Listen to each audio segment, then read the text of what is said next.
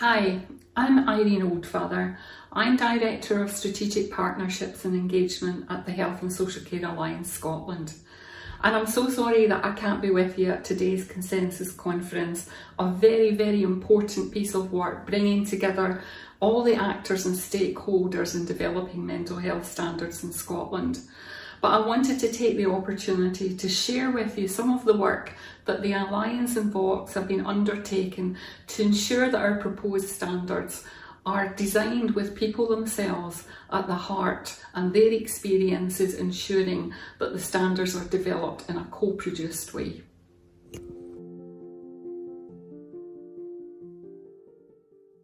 So developing our proposed mental health standards required that we involve people themselves, their families and organisations, and it required a multifaceted approach to how we undertook engagement.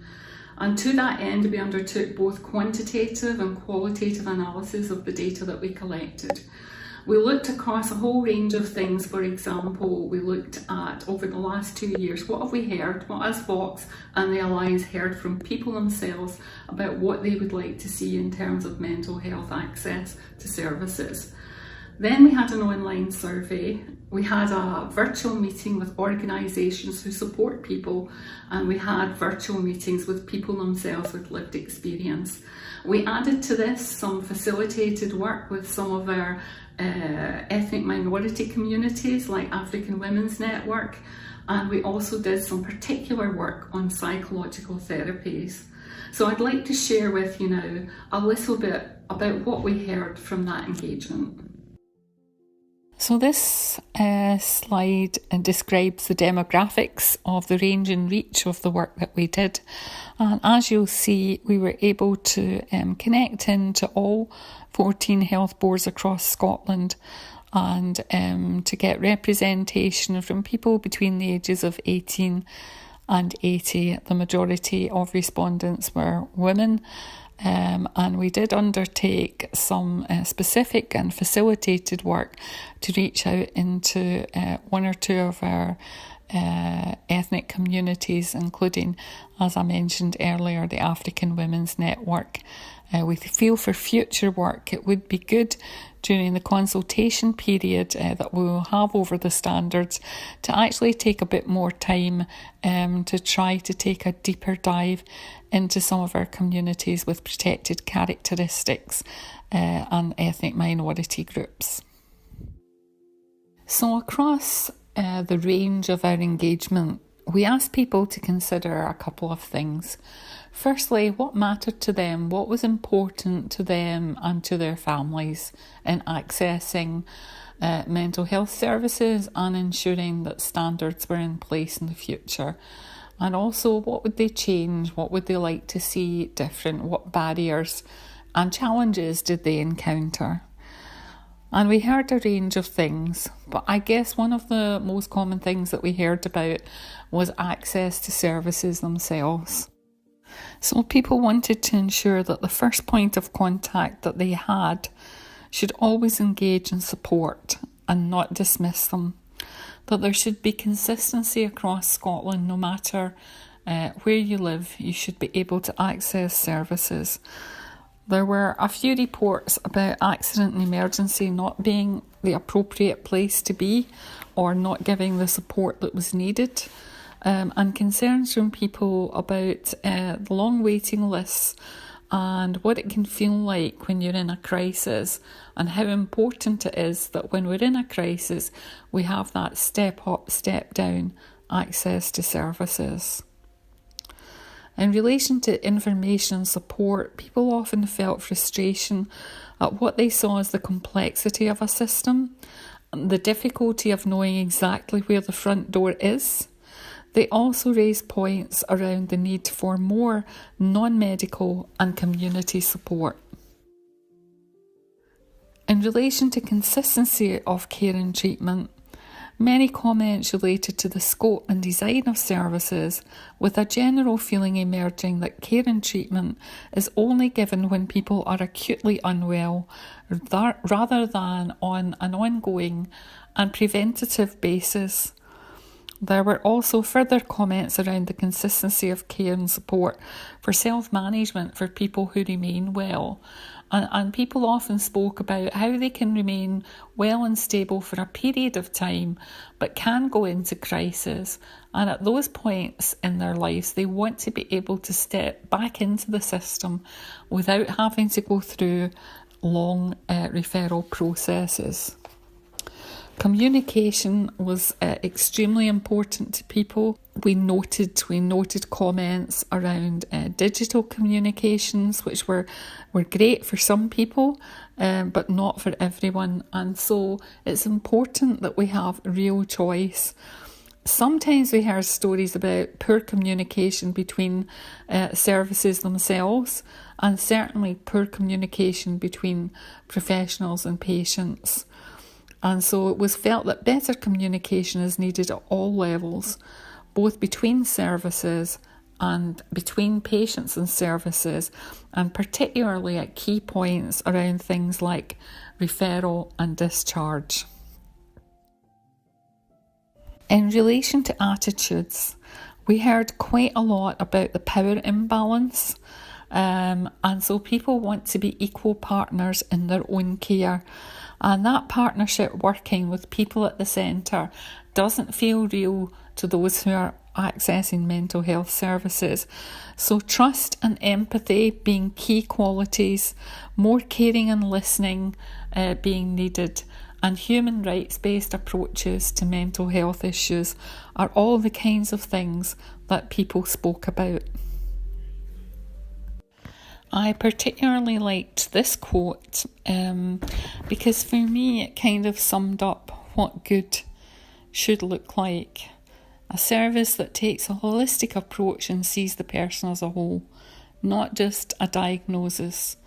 Treat them with respect and dignity like a human being. Involve them in their care plan and decision making. Above all, show kindness at all times. So let me just say a few words about our work in relation to psychological therapies. From our virtual engagement sessions, which we held in May, a number of themes emerged, very much consistent with what we heard across the range of stakeholder engagement. But people spoke of holistic and multidisciplinary care, where people are treated as a whole, because care can often be complex. Accessibility and continuity, ensuring culture change within psychological therapies, consistency across health boards, external support mechanisms, including the role of the third and community sectors, which provide valuable experiences of support and in particular peer support, and accountable frameworks for psychological therapy standards. And here are just a few quotes of what people told us in relation to the experiences of psychological therapies. And I suppose one of the themes that came through quite strongly across this engagement was this quote about, if I hit a crisis as someone who's high functioning, I tend to be at the back of the queue. So people often felt when they were in recovery mode that they had to go through and start from the very beginning again. And it comes back to, I think, that step up, step down approach to care, and also the no wrong front door approach. And I think these are things that people were very keen to see in relation to psychological therapies. So the 10 foundational principles for mental health standards, as we heard them from people themselves with lived experience, were around person-centred and collaborative care, holistic approaches, the option for self-directed care and self-management, human rights-based and trauma-informed practice, equal and non-discriminatory access to services, empathy, kindness, compassion and respect at the heart of what we do in relation to mental health, openness, honesty and transparency, empowering people to make informed decisions about their care, destigmatising mental health in Scotland, and understanding the social determinants of mental health. Building on the foundation principles and sitting alongside them, the Alliance and VOX note the success of the United Nations panel approach in addressing human rights-based approaches. We feel that this builds in key elements to future standards, that it destigmatises, that it ensures involvement and participation of people themselves, and that it strengthens accountability, all areas identified by participants in our engagement work as leaving room for improvement. So we would really like to see the United Nations panel approach as an umbrella for future work on the mental health standards for Scotland. The Alliance and VOX engagement work was driven by key objectives of understanding what was important to people with regard to their mental health and creating platforms for people to share their experiences. Our engagement work provided spaces for people to participate in discussions around how they envisage future adult secondary mental health services and psychological services. In doing so, many people expressed the wish to be able to continue the conversations and discussions as the standards progress and as they are implemented and monitored.